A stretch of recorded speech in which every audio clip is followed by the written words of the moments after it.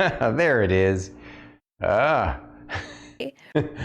everybody. Welcome back to another episode of Bandwidth and Banter. Let me see if this other screen probably won't work. Just a sec. We're just testing. Yeah, that didn't work. Okay. Had a feeling it wouldn't work since, yeah. Morbid curiosity. I get it. I get it. So, hello everybody. Again, we're here for episode number, I guess technically number 2 since we kind of started. I mean, it's not our, I don't know. How do we want to? It'll be the episode actually episode number 3 on the YouTube. So that's what we'll have to call it. So, episode 3. Mm-hmm. Yes. So, I'm so happy to be here with you guys again today. As I know, this lady over here, Druid IRL, here at Stormkeep, here to interview you guys. Wait, no, I don't know what we're doing today. You have to refresh my memory. Hey, Starkitty's interviewing Stormy today. Oh, that's right. Actually, that's right. You said that earlier. I didn't. Yep. Okay, yeah. Brain freeze moment. So. It's all good. Well, we have some great questions today, actually. I was not the only person to come up with questions. It was a combination group effort amongst a few of us, and I am genuinely really excited about diving down this rabbit hole with you. We've touched on it before. We've touched on some of these aspects before, but I feel like giving you the opportunity to talk about it more on one interview will be great. Awesome. It'll I be agree. Very good. I think it'll be fun. I look forward to hearing these intriguing questions that you have, and I believe that the primary topic of conversation is Dungeons and Dragons related, and so it's something. That is correct. It's a topic that I always love talking about, so it's going to be my pleasure and honor. Let's relax and chat for a little bit though, and let more people filter in and make sure that our bandwidth clears up some. Hey, on you guys' end, does everything seem clear, visuals and audio? Because my Twitch is telling me that our bandwidth is rocky. I just wanted to see what you guys think. Nice croc emotes. Yeah, those are pretty cool. All good at Banana Tom's end. Well, if it's good in the UK, it's probably going to be good everywhere else, since that's a no kidding. Big hop. Okay, cool. No bugs yet. Hi, Daddy Dagoth. Yeah, look at that. We got Daddy Dagoth. We got Banana Tom, and oh my God, it's a cute little Starkitty. Look at her. Hello. Starkitty's here. She's lurking while working. We love her so much. I had to fight the urge to wear my Starkitty shirt yet again. Well, I sort of, in a way, get to wear Starkitty shirts all the time, because these shirts are typically, the shirts you see me wear are shirts that Starkitty got me, so. Technically not quite the same thing, but There's Aries. I'm in a bad area, so bad for me on my end. Oh, I'm sorry, Aries. That sucks. Oh, no. Well, it's intended it clears up so you can enjoy the show. Of course, there's always the VOD and or the YouTube video, more importantly. Yeah, it's better for us if you guys watch it watch the non-live version on the YouTube channel. And share the YouTube channel with your friends so that we can, get more people subscribed to it and get that channel over there popping. We have a lot of plans for Bandwidth and Banter, guys. We're going to build this up together to be something really cool and special for all of us, for Storm Saga Games and all of the wonderful people of Stormkeep. So let's do it together. All right. So enough of that intro. Well, actually, no. Let's chat a little bit more. I'm just curious, Druid. Tell us a little bit about your day. How's your day been so far? My day has been quite productive so far. done some homework. I made some birdie bread for the bird. I finalized my questions for Stormy today. I've double checked and started building more questions for things that are to come in the future. You know, that's a great segue. Speaking of things to come in the future, we already have a couple of guests lined up for future episodes of Bandwidth and Banter. So you guys make sure you stick around and keep watching, keep tuning in every week, because next week we got a new interviewee coming on. And then on the 10th of March is going to be a very special day, not only for the guest, but for this. We're going to have a special kind of mix up there, change. We have things in line, That's guys. Right. I am so excited. I think we shouldn't even announce who our next guest is. I agree. And I think it would be fun. Really? So today we're not announcing our next guest for next week? No, we can. No, we can announce it. Okay. But towards the end. And I kind of want to play a little game with chat. Okay. I want them to try to guess our next guest. Guess our next guest? Then that's tough. I know. Okay. And I'm going to give one hint. Chat knows of him. Okay. Chat knows of him. Ooh, think of it. Think about it. That's a wide open kind of I know, but I'm just curious to see what they start pondering. Like, ooh, who could it be? All right. I guess I like your idea of making it a surprise thing at the end of the stream. Good thinking on your part. Yep. I see where your head's at. So you have to stay the whole time. Hang out with us. Was that ASMR Druid? Yes. Okay. So. I'll narrow it down by one more thing. One more hint? I was the one that reached out.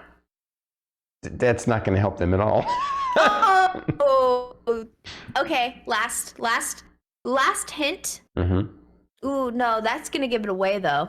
Yeah, don't want to give it away. Hints shouldn't give it away. Never mind. Your hints are, you know them, you know of this person, and I was the one to reach out to this particular individual. Yeah.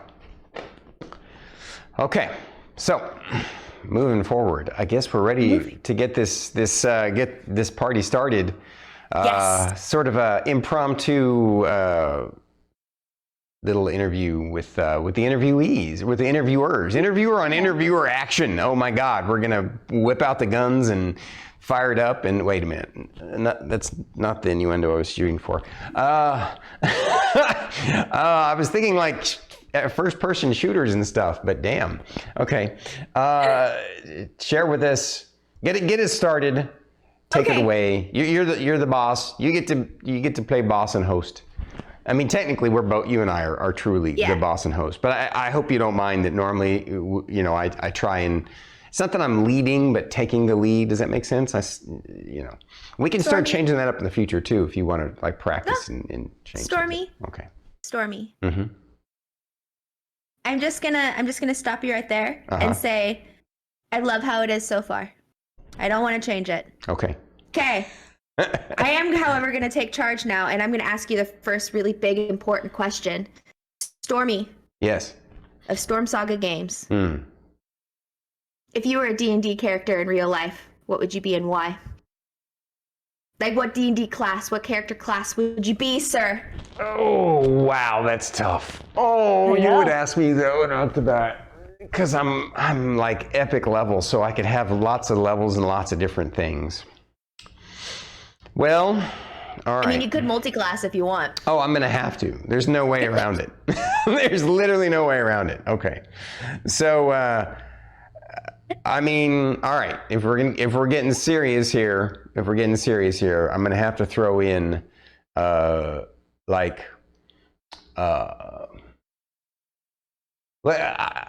without going into too much background detail, let's just say that I do have a background in areas that would qualify me to have levels in fighter. Okay. And although probably would gear slightly closer to ranger than direct fighter, if that makes sense. If I had to pick, a more specific fighter class, it'd be ranger. All right. So I definitely have some levels in ranger. If technology is magic, which it kind of is in our 21st century world. Yes. With my background history in computers, I would have to say I definitely have some levels in wizard as well. Absolutely. And then finally, secret. Oh no, is this a secret? I don't know if it's a secret. I like to be the center of attention, so I'm a bit vain, and I like to perform, and so you could throw some Bard in there for sure. I guess I can't think of, as far as race goes, I don't know. My mom always used to call me her little elf. Maybe I'm a half elf. I don't know. So. Tri-classing, let's go. Yeah, that's off the top of my head. That's the ones that I can see. So. Perfect. Now, are we talking about what I would want to be, or what I think that I qualify what as? class you would just, Okay. But I think it was what you would qualify as, and your answer was absolutely phenomenal. Okay. Exactly as I expected. Okay. Okay. Out of your campaigns, what was your favorite one so far, excluding the one that we are streaming on Saturdays with like me and Fate, Starkitty? I mean, I would say that's tough, but it's also sort of not, because the first one that always comes to mind when people ask me that is the Arthurian campaign that I did for Starkitty and a couple of friends of ours. We don't get to do that one anymore, obviously, because they moved away. Also, we finished that campaign. We played through it very far. But I spent a lot of time and effort into crafting not only the structure and NPCs and storyline of that game, but the lore itself. I dove deep. Either one works. I dove deep into the Arthurian legends, because a lot of people don't know this, but Arthurian legend there's a lot of disparate, like disjointed kind of pieces of all of that. Some are not only are different than each other, but contradictory to each other. And but there's a lot of similarities and things. I wanted to kind of craft my own version of it, and so I don't know. I have a great love for. Plus, honestly, Arthurian, kind of that Middle Ages fantasy setting, to me, embodies the original concept of Dungeons and Dragons from the get-go. And so I feel like that particular campaign was the culmination of, decades of world and lore development. And so that was definitely my number one favorite. But I have some other ones that come a close second, for sure. What's this? Okay, so I had a feeling I knew what was going to be your answer. So I am curious, though. What is your second favorite, though? And you're saying I need to exclude the one I'm doing now? Yes. Okay. Because I'll be honest with you, I've been very happy with what I've done with you guys, and I would consider it. Probably, I would consider what I'm doing with you guys' campaign closer to tying for first place than second place, just so you know. But as far as second place ones, I had a Dark Sun campaign that I thought that I really loved and was amazing. I've had this recurring kind of dark Gothic Halloween style world that I called Haunt It's one of my favorites. And so yeah, I don't know. Kind of I would say second place would be like a tie between the Dark Sun campaign and the Haunt campaign. I don't know though. That's a tough one. I've had quite a few. So yeah, the Dark Sun campaign. A lot of people don't know much about that. That's actually an original. That's not. That's an original Dungeons and Dragons intellectual property from the past. And they even have a couple of computer RPG games based upon it. And but I kind of took the lore of that world and made it my own.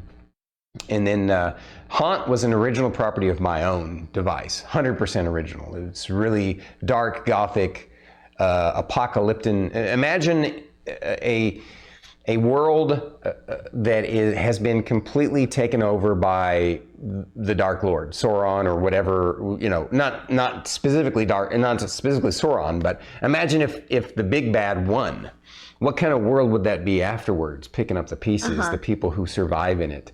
And especially if it's ruled by an undead lord, so that's what Haunt is all about. And I make it it's definitely for veteran players, because you're stuck in a completely undead world and there are no clerics. So yeah. Any rate, long answer to your question. No, I love it. I planned out the questions knowing that they were going to have long explanations, and so I am happy. Dagoth says the D in StormyD stands for diva.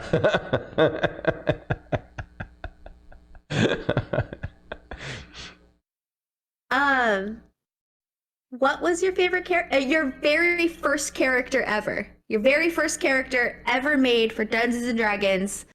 With little teeny baby StormyD. What was your little teeny baby StormyD. I was 12 years old at the time. I think I actually have him in here somewhere. Let me see. Let me double check. This is all I ever wanted. So see these binders right here?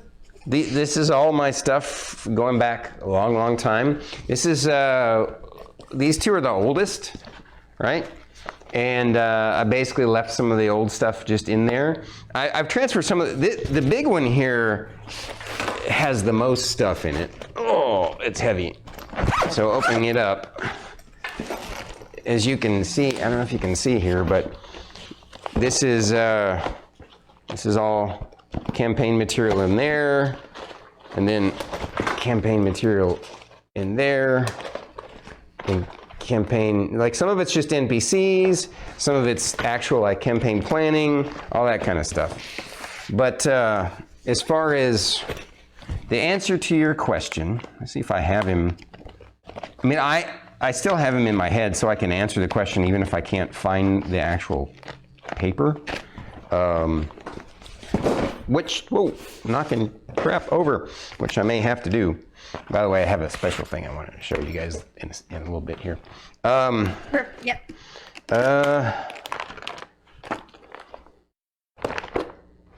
All right, well, I'll just have to do it from memory, which isn't too hard. So, Am I glitchy for you? Oh yeah, you're suddenly super fuzzy. I don't think it's a bandwidth issue necessarily. It's probably just a temporary bandwidth issue. Looks like it's slowly clearing up. So we'll continue. Don't sweat it. We'll be okay. I'm just pixely.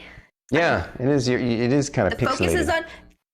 The focus is on Stormy anyway. I don't know about that. I feel like Bandwidth and Banter is us. It's not just me. So, but I get that you're interviewing me. So, here we go. My very first character. I was a little kid, and so he was broken as hell. His name was Brian Baru, and he had a nickname, the Star Knight, and he was a knight. And he wore golden armor, and all of his stats were maxed for the time. you know, because I was a kid, and I just was like, well, I don't need to roll these dice. I'm just gonna make it what I want. And you know, I never actually.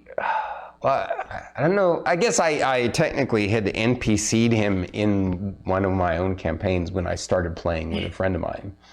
I don't know if I actually ever got to play him like in somebody else's campaign. But yeah, Brian Baru, he was a human gold knight. Yeah, so I guess that's the answer to your question. Probably doesn't surprise you that a knight would be my very first. It does character. not in the slightest. That's why I'm so happy. Eventually, I ended up turning him into a deity that I used as NPCs in other campaigns. I love that so much. I love that so much. I don't know. It makes me so... Really? It makes me feel a little vain, a little. No. Well, okay. I'm gonna argue against that and say it's.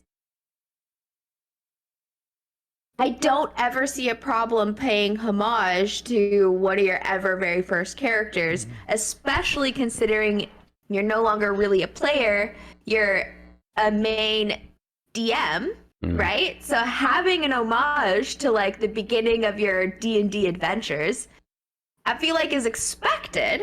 And Good if point. you don't do it, we would be disappointed. All right, Just saying. You convinced me. You twisted my arm. This is a little bit of a deviation from D&D. This is a question from Banana Tom. And he asks, what was your first video game and on what system did you play it?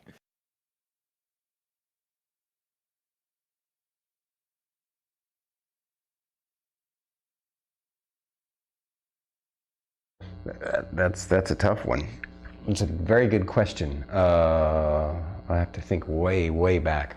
Just gonna sift through all the papers. Oh my goodness. First, are we talking like, should I include coin-op video games or like at-home style video game? You know, playing. Let's do at-home style video games. At home. Okay, all right. That's much easier than. I'm pretty sure it was a text-based adventure on the TRS 80. And I don't even remember the name of that text-based adventure. It's probably got a famous name from the lore and history of video games. But I know that it inspired me to try and make my own text-based adventure. So I learned some basic programming and started making a text-based adventure. I never got very far because I was young and easily distracted. And when I was younger, I didn't really finish things. Yeah. So, but yeah, I would have to say probably my first one was that.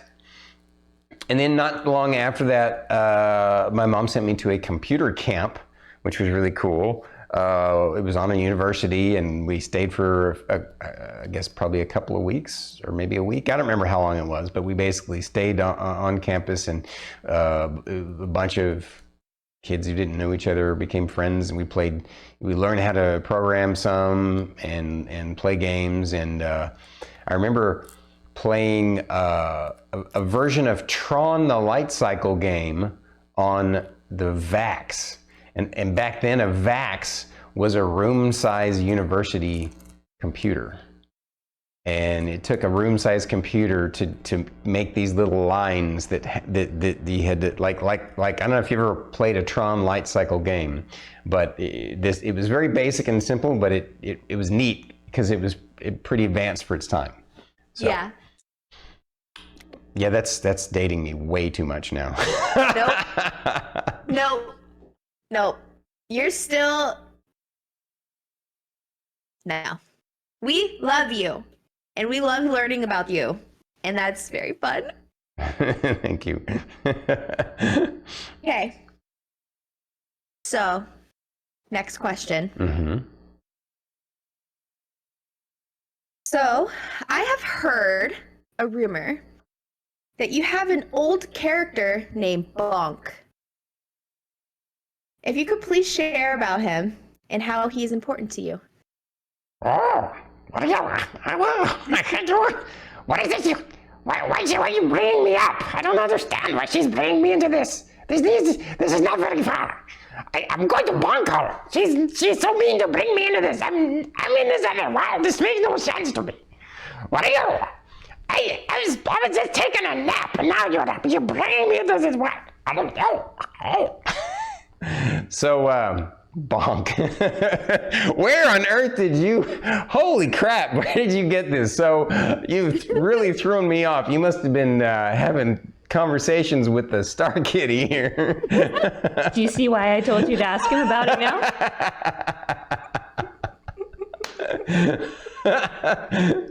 You're so cute. I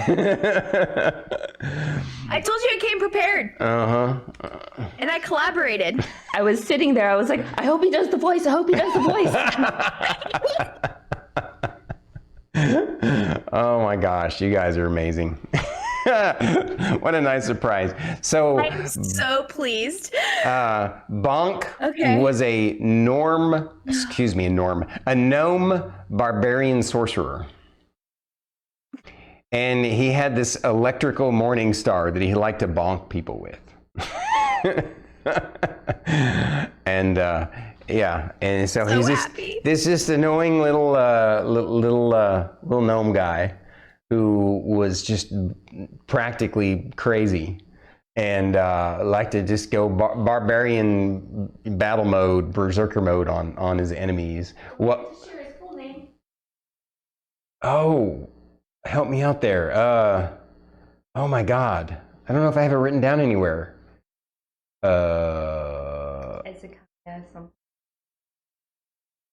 Oh yeah. Oh, that's a good one. I know. So he had 3 names. I remember his first name and his last name. His first name was Ezekiah, and his last name was Bonkanoid. But it was more than that. Maybe I can find him in here somewhere. And he liked people to call him Bonk for short. But if I remember correctly, there was another intriguing thing about him, was that because he was a little bit crazy, he had another nickname. And so half of the time when you call him by Bonk, he was wanting to be called by the other nickname. Of course, you didn't know that. And so he wouldn't be paying attention because you weren't calling him by the nickname that he wanted. And so that would create some interesting conversational problems there. Yeah. Wow, that's a tough one. I tell you what, yeah, he was a fun character to play with, and he had people in stitches. I'll keep looking for him to find his middle name while you continue.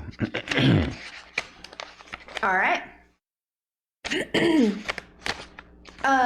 You've shared with us before about Donovan, and this is an NPC that we've heard about when it came to your Camelot series or your game. Mm-hmm. But I heard about another NPC. Okay. If you could tell me a little bit about Zipzoo. I'll be honest with you. So Zipzoo shared a name. Shared the voice with Bonk. I'm Zipzoo. A little bit different. He sounds like this little guy. Zipzoo Was he also a gnome? What was Zipzoo? Starkitty's got to help me with this one. I don't remember. So Zipzoo. I wonder if she wants me to share the whole story. You know what? I think. Share whatever it is that you want to share about Zipzoo. Oh, that's right. Zipzoo was a halfling. Yeah. And thank you, Starkitty. You're awesome. So I think one of the things that Starkitty probably was thinking of when she when she brought this up to you devilish little imps. Look at you guys.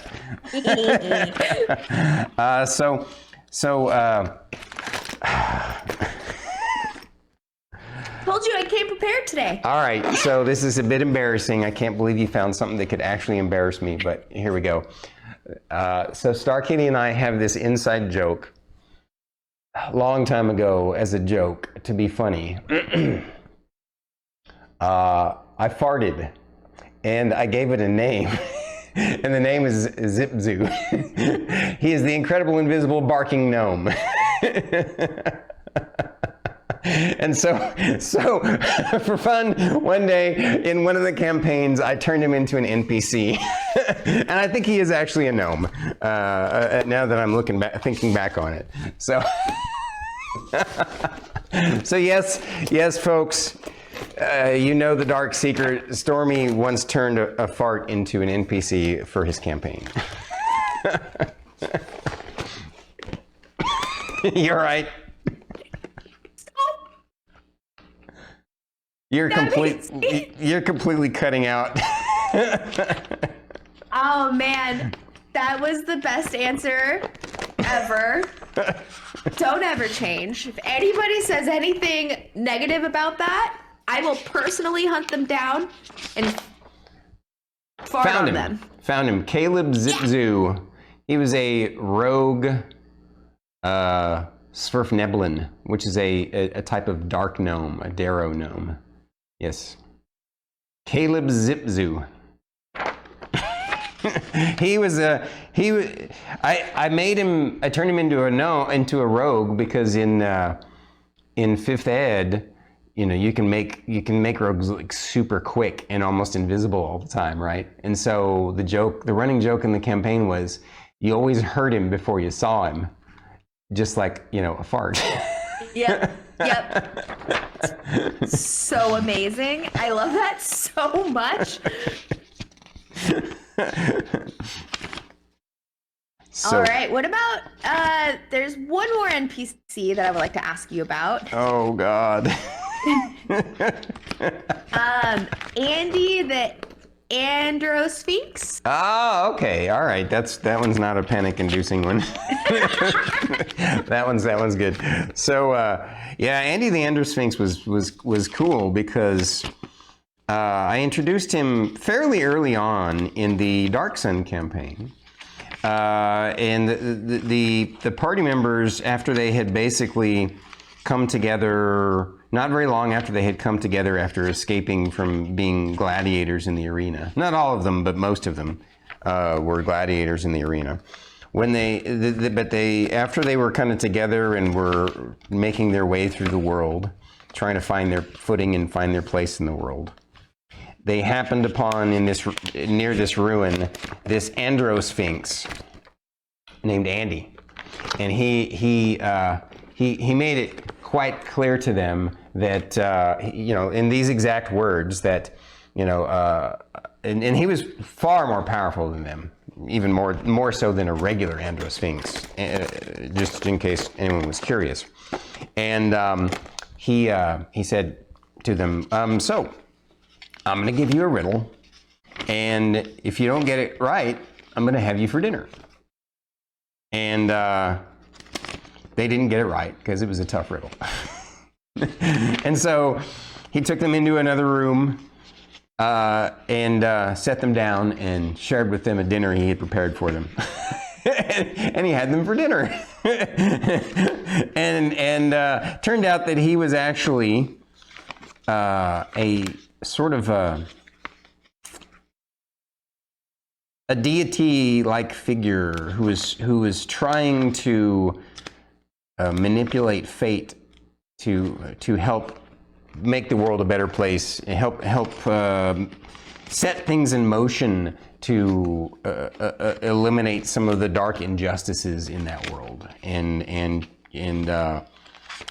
he saw the strings of fate within the party members to be able to potentially do that. And so that was where I had introduced him to them for the first time. So that, and then he would pop up. He was basically a recurring NPC. He would just pop up from time to time. Sometimes he would give them sage advice. Sometimes he would, you know, set them on another, you know, this is the way to go. Sometimes he would just be there to mess with their heads too. So That's so good. I love that. I have not found Ezekiah. Why can't I remember that? It was his middle name was very unique and interesting, and I'm having trouble finding it. I should compile all these into a spreadsheet sometime. So, Ooh. I would love to just see some of those. Not gonna lie. Just out of sheer curiosity. yes. All right. Okay. I'm gonna actually save this next question for after. Okay. Okay. So these next couple of questions, they are multi-fold questions, and they're questions that Fate has. Ooh, cool. Awesome. Okay. For starters, what is in your opinion, what is the most underrated class, subclass, and race, in your opinion, for Dungeons and Dragons? Underrated? Underrated.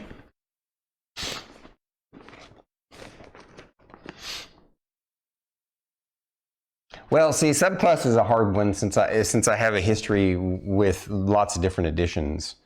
Yeah. You are welcome to use whatever editions that you are most comfortable discussing. We will all love your answers nonetheless. Well, maybe, unless my answer is I don't know. So for class, I would say currently in 5th edition, Monk is probably the most underrated class. You don't see people pick it very often, and in some ways they kind of did tone down / nerf Monk in 5th edition compared to earlier editions. So I can see why it's not bigger, higher on people's lists to play. But I'm totally distracted from. I need to just stop. I will get that answer to you in the future, guys, if I can remember to. Sorry, I don't remember all of Ezekiah Bonkanoid's name. You're all good. I snuck that one in on you. Yeah, So you did. So you are fine. All right. So back to what we were saying, though. I would love to play Monk. I'm just saying. Yeah. So the Monk. As far as subclasses go, honestly, I think maybe.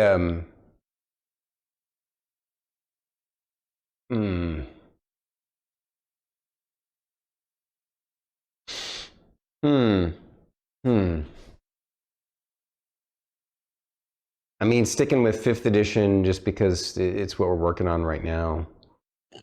Maybe champion for fighter. And I can see why, because it doesn't have it doesn't seem like it has a lot going for it. Because it has the fewest abilities of any of the fighter subclasses. But what it does really well, which is why I think it's underrated.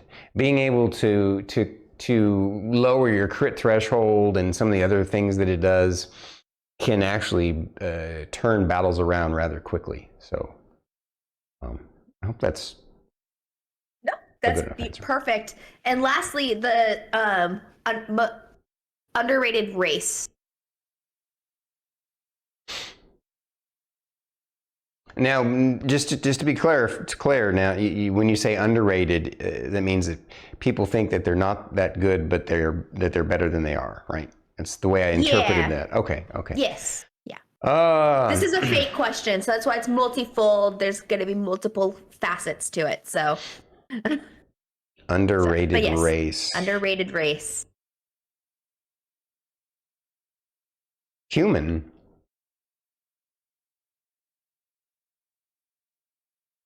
Yeah. And when I mean, like I said, I'm not talking about like personal style or personal flavor or anything like that. I'm talking about underrated as far as, you know, what you get out of it. It's true that with humans you don't get a lot of special abilities like other, like an elf can, ignore sleep spells and has dark vision and things like that. Yeah, but with humans, you get extra feats and skill points, which can be a big deal for a character early on. So. Cool.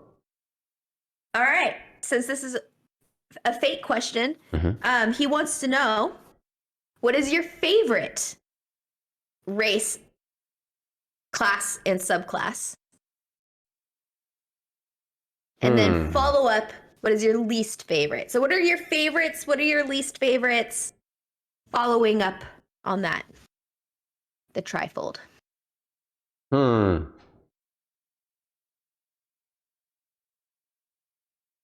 I guess I would have to say, and that's a tough one. All right, let's start off with the favorite. Favorite race.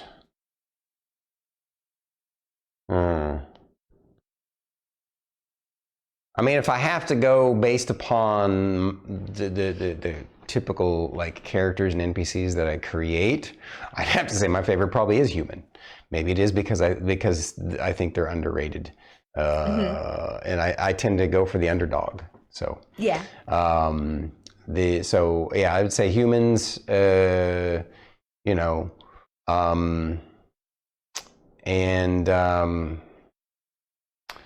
my favorite class, that's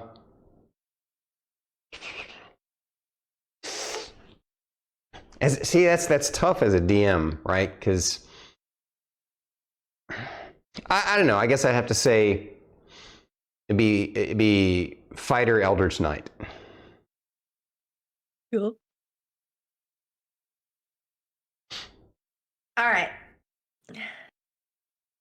All right, so I'm going to backtrack to this question. This is another Banana Tom question. Uh-oh. What advice would you give to somebody who is new to the D&D universe, who may one day like to take part in a quest? The general... You mean like basically a person, what advice would I give somebody who wants to try out D&D in the future? Yes. Okay. I mean, just go for it. Like, I guess I'm not sure how to answer that. Like, what sort of advice would you give?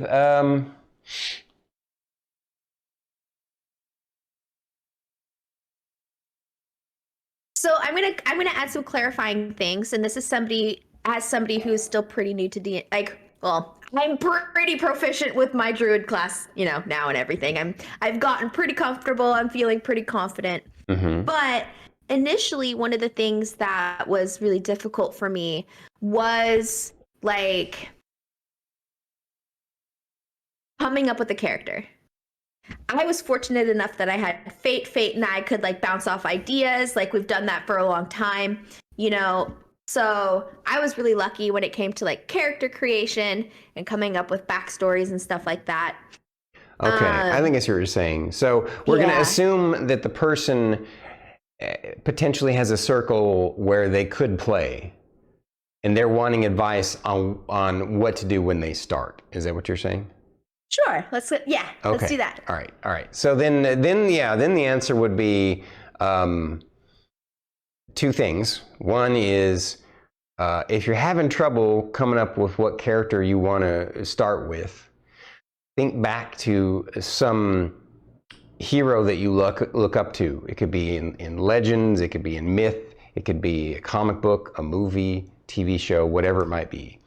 And just kind of loosely, I wouldn't recommend trying to make a direct copy of that, but I don't think there's anything wrong with using inspiration where you see it. Like as if you look up to a particular hero, that there's something about that hero that appeals to you.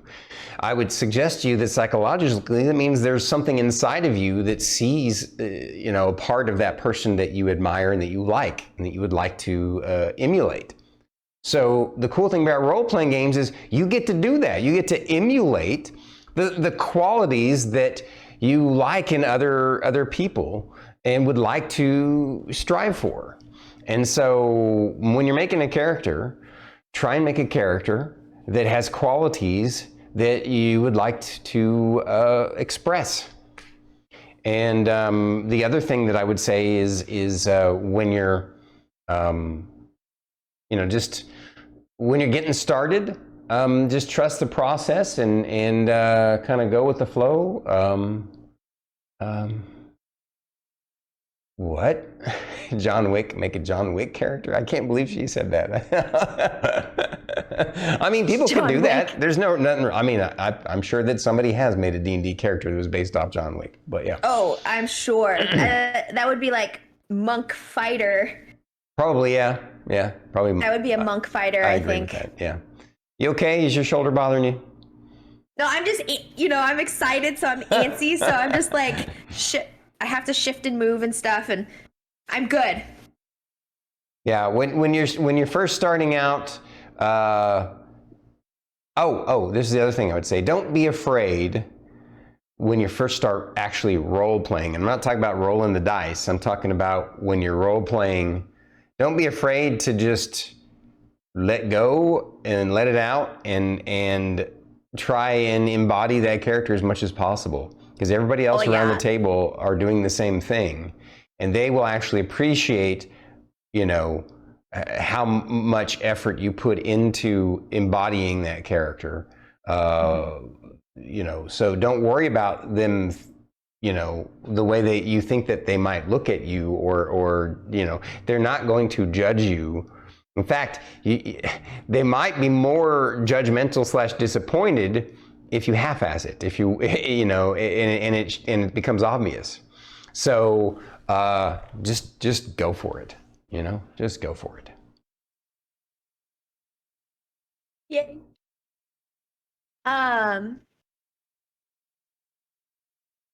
Another fate question. Mm-hmm. When watching a show, movie, or anime, are you ever specifically looking for inspiration? Or is the inspiration after the fact? After the fact. After the fact? Yeah, I personally, for myself, I don't go seeking inspiration. I find that I'm more inspired in a natural way if I'm letting myself be. If I'm letting myself be open to whatever is entertaining me. The cool thing about that too is that I don't have any preconceived judgments about it, so I can enjoy it more too, right? Yeah. And so, yeah. Do you go back and watch something to remind you of the inspiration? Yeah, sometimes. Not very often, but sometimes. Yeah, like there have been times where I've been inspired. Maybe it was an idea for a campaign, or maybe it was just a really neat philosophical idea. I would go back and watch something again, just to solidify it more in my mind. Sure. Cool. I'll be honest with you though, even though I get some idea, I get inspired by some other forms of entertainment. It's usually more like filler in flavor and in lore than I don't know, sometimes, I see an interesting kind of world concept or a plot device, that kind of thing too. But, I don't, yeah. Cool. I just realized that I forgot. I can't believe I forgot. I shouldn't have forgot.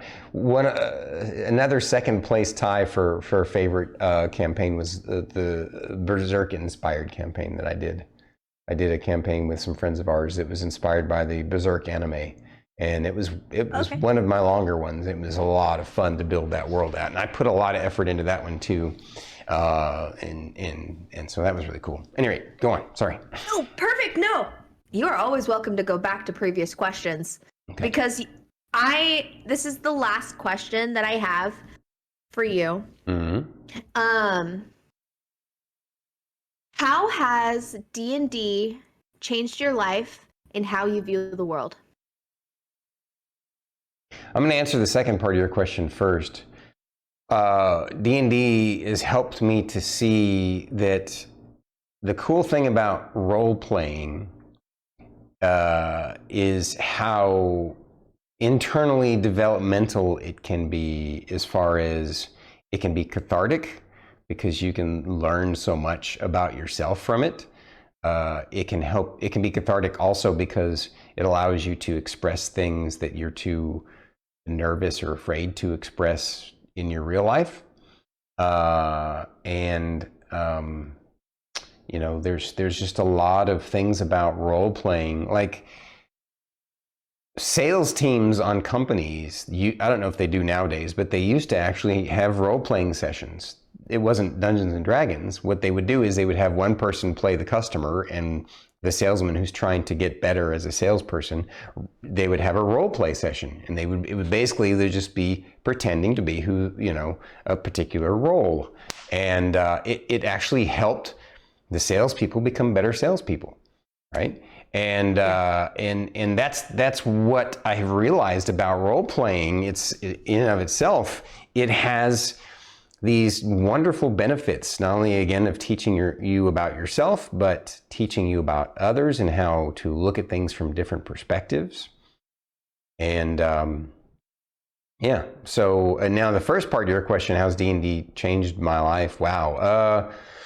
I mean, if it had never existed, if I never found it and got hooked on it, I mean, I don't know, I feel like I'd be a much more boring person. I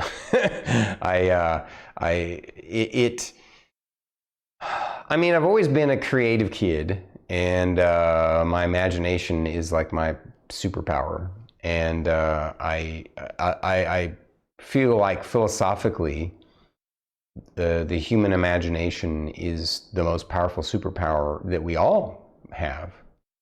And I mean, if you think about it, every single advance in technology that we have had since, fire and the wheel have all been because someone imagined something better, right? Something different. You imagine a different way of doing or seeing something.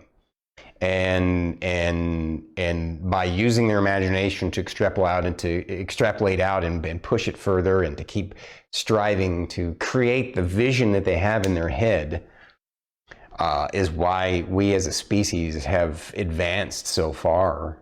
And I mean, obviously there's a double-edged sword to that to a certain degree, but I think in the long run it's a great thing. And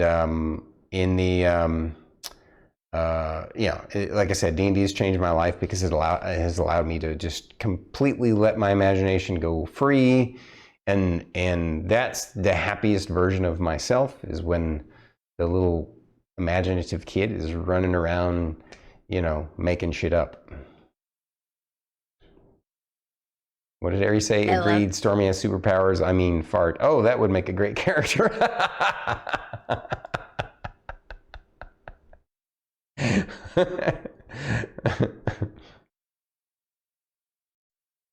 So that was your last question, huh? That was my last question. All right, I'm gonna show you guys something that I made when I was.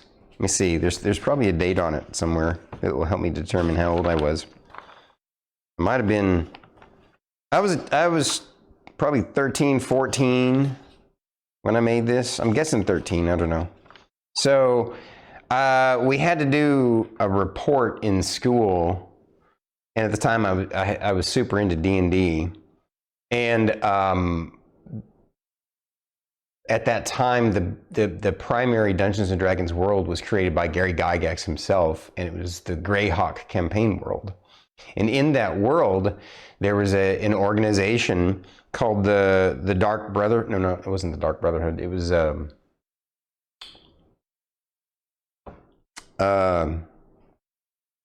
I forget. It was basically the Brotherhood, and it honestly, I think it was the inspiration for the Dark Brotherhood in the Elder Scrolls games.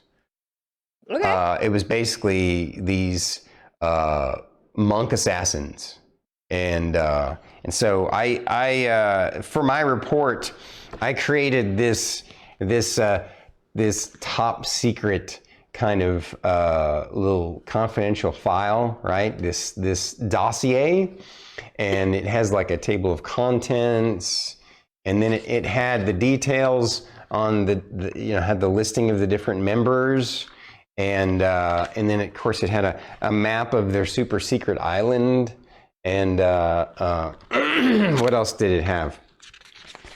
Oh yeah, it had a map of their headquarters. Their inner keep was this pyramid structure, and what else did it? And it had different deeper levels. Wow, and a side view of it.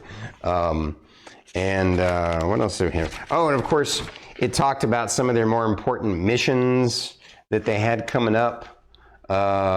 It's a bunch of missions. It had future missions, successful missions, failed missions, and I love this so much. And then I broke down all the stats for. It looks like the townships and holdings that they basically controlled, and whoops, and then of course, wow, the stock and rations and storage that they had, the stuff in their armory, and all of their assets that they had around the nation, and then it broke down the stats of all of. It had the list of their magical treasure, the list of their enemies. And then, of course, the breakdown of the 10 primary Brotherhood members. And, oh yeah, I remember now what this was. This was meant to be, okay, now I remember now. This was the Crimson Brotherhood. What it was an opposing force to the Dark Brotherhood. It's not called the Dark Brotherhood. I can't believe I've forgotten this, but it's been so long time ago. And I don't know, I just thought I'd share this with you guys. I made this when I was a kid. And, I love that so much. Yeah, pretty detailed. My teacher was blown away by how much detail I put into that. Even like glued on this little symbol here and stuff. Can't believe it's held up after all this time. That is amazing. I love that so much. Thank you. Okay, those are my questions that I had. How'd you like them? I was honestly pleasantly surprised. You obviously did some homework that I was not expecting. I didn't know that you would have a secret little fluffy collaborator. Someone's getting a tickling later. Yeah, so Fate and I spent like almost like an hour and a half like discussing like the questions and everything, and it was really fun. And then he was just like, you should definitely just ask Starkitty. And I was like, oh, I will. I am super impressed that you guys creatively thought to reach out to her. I didn't see that coming. And yeah, You don't underestimate. That was a wonderful surprise that warmed Stormy's heart. Thank you. Yay. Do you have any personal non-D&D related questions that you... Uh-oh, we got a Starkitty coming in here to visit.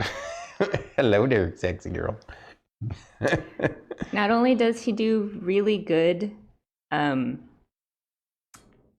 the stream is behind on my tablet. Not only does he play really, really good NPCs, he does really good familiars too. Oh, yeah. Well, because, they're NPCs too, right? In a way, so... Yes, my favorite NPC that my favorite familiar he's played for me. I actually have two. Two. Yes. All right. What are those? First one, Draco. Oh, okay. Draco was cute. My little pixie. Yes. It was a solo campaign that Stormy took me through. So there was a time when we were playing and we didn't have other players around us who played, but we didn't let that deter us. I decided to solo her through a campaign. Of course, to do that, you have to make an OP character that's multi-class. She was a fighter wizard, but that wasn't enough to be able to make it through a module. She also needed assistance. So she had a familiar that was a pixie that because it was a pixie, it was tiny, right? It could slip through and pick locks and you know, like be her little scout and stuff. And so it was fun playing Draco. Yep. Yep. Aw. My second favorite familiar he played, Lyle. Oh, Lyle the Chupacabra, My undead Chupacabra. yeah, she had a character that we called a necromaster, which was kind of a variation of a necromancer. But she had this, her very first raised undead animated creature happened to be this dead Chupacabra, and his name was Lyle. And because he was technically dead, not alive, like he kind of viewed the world backwards. So like when they would be playing games with him and stuff, they would say, "Okay, Lyle, play dead," and he would like jump around and jump on everybody and lick them and have fun. And then, or he'd get up on his hind legs and just walk. And he'd just walk on hind legs like like a bipedal person. And then she figured out if you say, "Okay, play alive," and he just plop over dead. He had the best game of fetch ever. Oh yeah. He would make you go fetch the stuff that you threw. Yep. You throw it, Lyle would just look at you, look at the thing you threw, and look at you. And then he'd walk over to it, and he'd look at you, and he'd look at it, and he'd look at you, until you walked over and picked it up and threw it again. Yeah, Lyle was fun. That's amazing. Yep. Thank you for sharing that. Oh, that's a good idea, Aries. Next, if we ever bring those characters back, Lyle, ignore. That's a good idea. Look at that, clever. But yes, I had to come out and share those two. Oh my gosh, Artology's here. Hello. Artology! Hey, that reminds me, Artology, can I hit you up? Are you done with your stream, or are you in the middle of your stream? Thank you, baby. So, can I hit you up briefly with a little chat sometime today? Like 5 minutes. It's not related to anything like my like I love the emotes. This has nothing to do with that. Yeah. Let's just say that there might be a reason why Druid and I might want to chat with you. No too many hints. No in the middle, but I wanted Druid to see her burp. Ah, okay. Cool. As she's in the middle of a project for me, but I love it. Artology, perfect. But yes, please get a hold of Stormy. We have questions. Yes. Things. We need you. And things. I noticed Aries said earlier that good journalists find their sources and informants. You did good. You did good. These poor people don't know what they're getting themselves into by agreeing to. Because I have informants for all the people. Or if I don't have them, I can easily locate them. Because I'm annoying and persistent. Well, I wouldn't say you're annoying. I would say you're persistent. Your persistence can be annoying, but in a good way. So, I mean, that's kind of the definition of persistence, isn't it? Like, you persist until someone finally relents. Yeah, basically, like, okay, so if not this day, then this day. Okay, does this day work? Okay, cool. What about this time? Not this time? Okay, cool. We're making this happen on this day somehow. We miss you too, Artology. Absolutely. Oh, Artology. Okay, we're going to take a quick time out. I have to run to the bathroom. Okay, all right. And then when I come back, do we want to announce?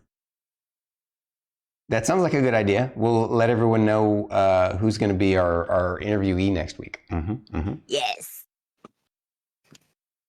Let's see. Shall we switch to intermission mode briefly? I guess we could do this. Oh, look at that. Hi. That doesn't quite work because, yeah. All right, I'm going to go back to this one.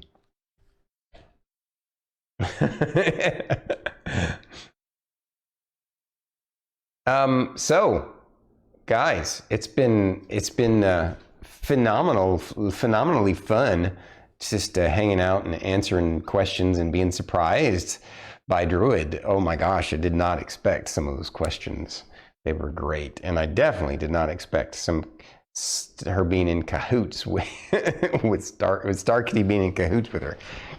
So you brightened my day with that one, big time. I'm happy. I am happy that you enjoyed the questions. I really did want to have some, because like the thing with D&D is like people, they compare them. Like for me, like I've in the very beginning, I did always compare. I've compared myself to Fate, and it wasn't D&D. His first campaign was the Palladium system. Mm-hmm. And, and he would tell me stories about his characters and like what they did and all this stuff and like these crazy vivid details. And I'm just sitting here and I'm like, can I provide? Can I do that? Am I able? Would I be fun to play D&D with? And so like when we finally had the opportunity to play, I was always like, I was nervous in the very beginning about like comparing myself or like, because you do that whole like, am I going to be good? Am I going to be a good enough player? Am I going to be good? So I think like it's good to remind people like to not compare them to you. Like compare themselves to you because you have like years of experience, and it's fun to be able to see like all the creativity and the time and stuff that goes into something that you're passionate about, and then having those little bits of advice, is good. Agreed. So yes, and you had no reason to be concerned, and I think you realize that now. You are. I have gamed for decades and played with people who played for much longer than you, who are not nearly as good as you are, both from a role-playing perspective and also from from a tactical perspective. You make some pretty bold and outside the box moves that I would give veteran role players a run for their money. So I think you guys are phenomenal. StarkItty and I are so wonderfully just grateful to have found you guys to do this experience with. I'm so happy. Me too. And I'm happy about what we're doing with Bandwidth and Banter. Me too. I can't wait for everyone to see how this unfolds in the future. And speaking of, once you finally tell people the surprise. Oh wait, StarkItty has a question. Will you hold office hours for new players / DMs to offer advice or questions? We could have like a once a month Bandwidth and Banter. Where they can ask questions, comments, and whatever. Yeah, I mean, a possible segment on non-interview days. That's true. On non-interview days, that would be phenomenal. That'd be great. I think she's also talking about like maybe in Discord. I mean, that's fine. We could create a section in the Discord for that, and or like you suggested, we could do it for Bandwidth and Banter on non-interview days. Mm-hmm. So it's a neat idea. Yeah. Okay, you guys. This is turning out so good. Hard to realize it's only episode 2. Mm-hmm. You have it pretty well fleshed out and have a strong rhythm. It feels like a nice podcast or radio show. Oh, Aries, thank you. I love that. Thank you. I gotta find an awe emote for that. Okay, guys. So for our very next interviewee, is somebody who I personally do know IRL. He has made absolute waves in my stream personally. He's a very good friend and a very wonderful human being. Our very next guest is going to be Wookiees and Cookies. Can't wait. Next Friday at regular time, or I forgot Next Friday, I believe, is actually going to be let me pull up our Google Calendar. Right. I think that one's going to be 6 Central Time. That one is going to be 6 p.m. Central Time. Right. So yes, it is going to be outside of our regular time frame that we normally do Bandwidth and Banter. However, because time zones are time zones, we're going to have moving forwards. Partly, it's partly time zones and also partly, people have IRL daytime jobs. So yeah, exactly. Yeah. So, so with Wookiees and Cookies, it is going to be 6 p.m. Central Time for the interview. So it's going to be a later Bandwidth and Banter. But if any of you have questions for him, you can post that either in my questions for people section in my Discord, or you can post it in Stormy's. If you guys have any particular questions for them, that would be wonderful. I do have some very specific, tailored to questions because he is one of our IRL friends. I met him through Fate, but he's a very good guy, and I'm very excited. So I can't wait. You and I definitely need to have a meeting so that I can help. 100%. I can help with come up with some questions that I would. Absolutely. I need to know more about him to come up with questions. Absolutely. Cool. Our meeting day on the Wednesday prior, which is going to be that 22nd. Okay. You and I will definitely sit down and talk. I will have things prepped and ready for us to talk. And because Fate and I have already discussed a couple of things, but. Yeah. So for folks going forward, what we're going to do with Bandwidth and Banter, it's always going to be Friday. That's kind of the thing. For the most part, 90% of the time, 99%, whatever. But 95. Yeah, 95% of the time. There you go. Yeah. So, but we're going to basically have two potential time slots for it. The primary time slot is going to be like this one, from 2 to 3:30 p.m. Central Time. That's the one we're going to shoot for. But for guests who can't do that time slot, we're going to do the evening time slot. It's going to be somewhere roughly 5 to 6 p.m. Central Time is the intended start time. And so that's basically what we're going to devote. The primary, most important thing for us on Fridays going forward is going to be, or at least for the interview Bandwidth and Banter is Bandwidth and Banter on Fridays. And so obviously for when we're doing our own casual fun chatting with each other every other Friday, we can do that one at 2 to 3:30 if that's what's best for us. The usual time. The usual time always works, but yes. But we want to try and at least have some flexibility for our guests, and because it's going to be necessary going forward. And so that's the plan. And I would say that also gives, that means that at least for both Druid and I, that means that on the days that we do the evening Bandwidth and Banter, we may or may not have an afternoon stream of our own personal streams in that 2 to 3:30 or whatever, in that afternoon time slot. Like she might want to do her stream in the afternoon, or I might want to do my gaming stream, that kind of thing. Or I might stream beforehand and we raid into Bandwidth and Banter. Who knows? Right. But yeah, we just want to try and going forward, that's going to be our kind of loose, well, not that loose, but that's going to be our organizational structure for Bandwidth and Banter on Fridays. Yeah. And we're looking forward to growing it. And we're going to get to the point where we're planning on putting on multiple platforms. Including the various the big podcast platforms.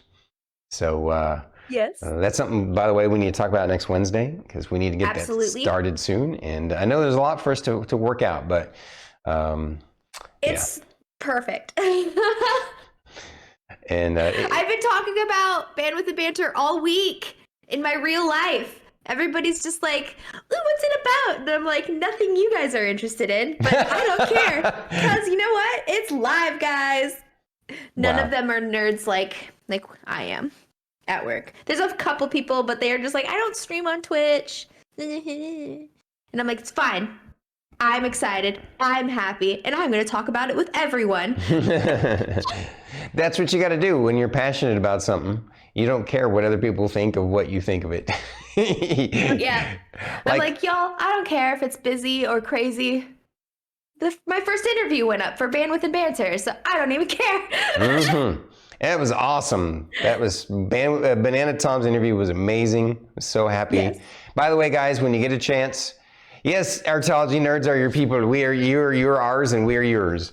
So Yes. When you guys get a chance, please, if you haven't, I know a lot of you were here for the live version, but if you can, share some view time on the YouTube video and some comments and some likes to help, juice the algorithm, that would be super helpful for us. I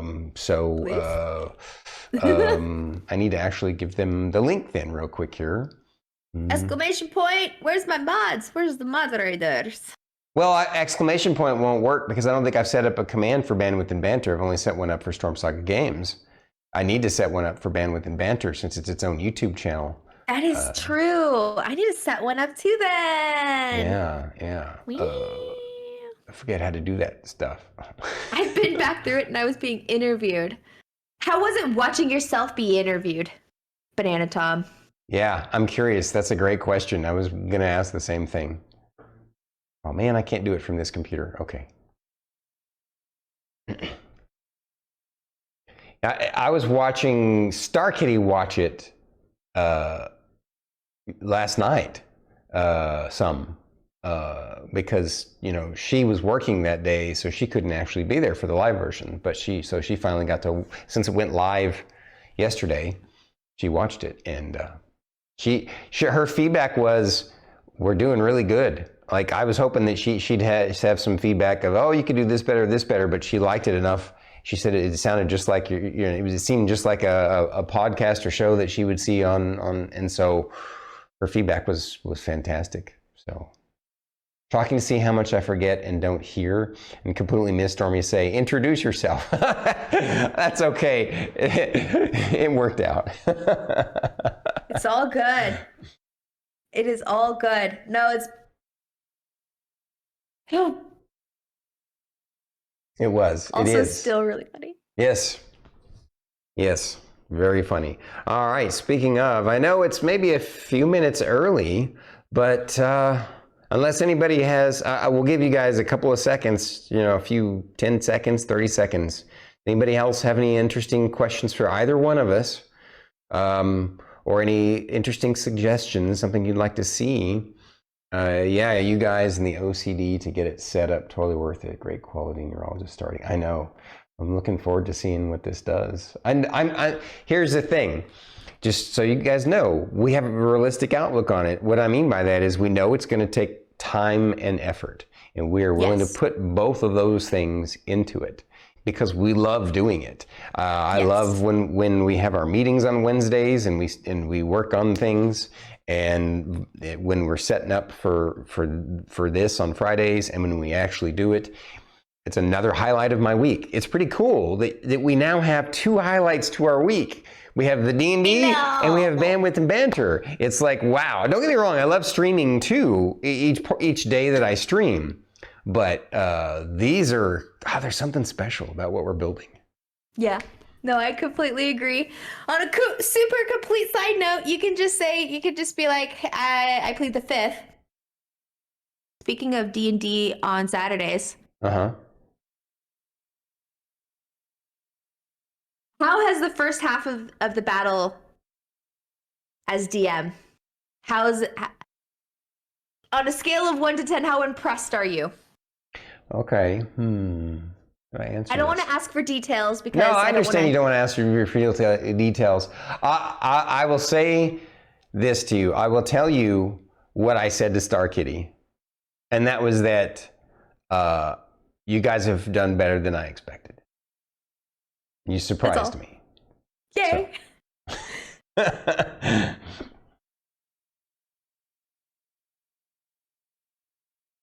Yep, exactly, Aries. Yes, they have. You guys executed your plan despite some questionable choices in the middle of the fight. There were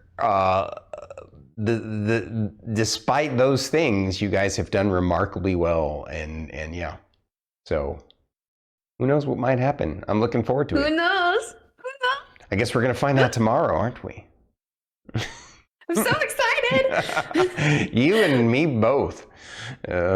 Literally,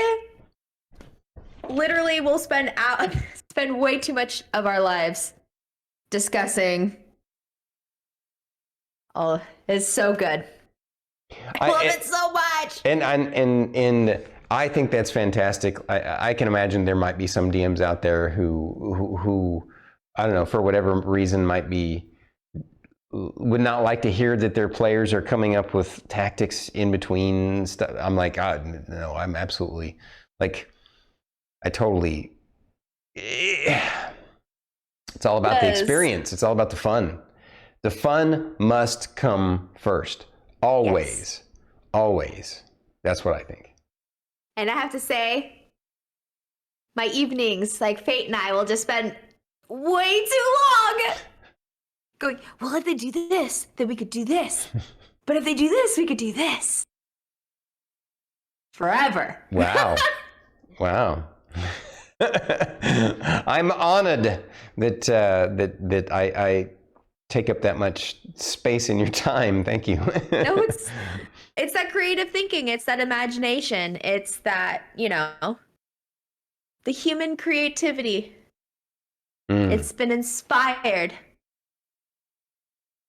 It's this neat kind of feedback loop, isn't it? It's this wonderful, beautiful feedback loop that keeps creating this kind of kaleidoscope of colors and sounds and impressions, and just it's true virtual art, right?